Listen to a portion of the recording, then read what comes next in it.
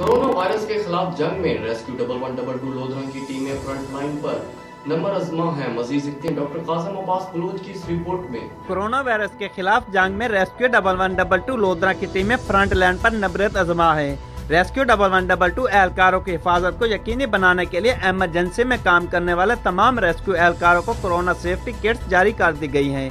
Rescue 1112 Lodhran के district emergency officer doctor Syed Majid Ahmed का इस मौके पर कहना था कि कोरोना वायरस के फैलाव के मौजूदा सूरत हाल के पेश नज़र इमरजेंसी में काम करने वाले तमाम रेस्क्यू एहलकारों के लिए हिफाजती किट्स जारी की गई हैं ताकि रेस्क्यू एहलकार अपनी सेफ्टी को यकीनी बनाते हुए आवाम को सर्विस की फराहमी इस जोश जज्बे के साथ जारी रखें।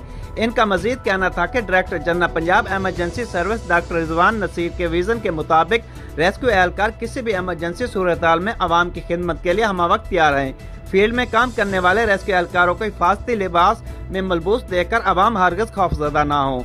इन तमाम इक़दामात का मकसद कोरोना के फैलाव को रोकना है और आवाम को चाहिए कि कोरोना वायरस से बचाव के लिए हुकूमत की तरफ से जारी करदा एहतियाती तदाबीर पर अमल पैरा हो ताकि कोरोना वायरस से महफूज रह सकें। कैमरा टीम के साथ doctor Qasim Abbas Baloch, bureau chief, Raj news.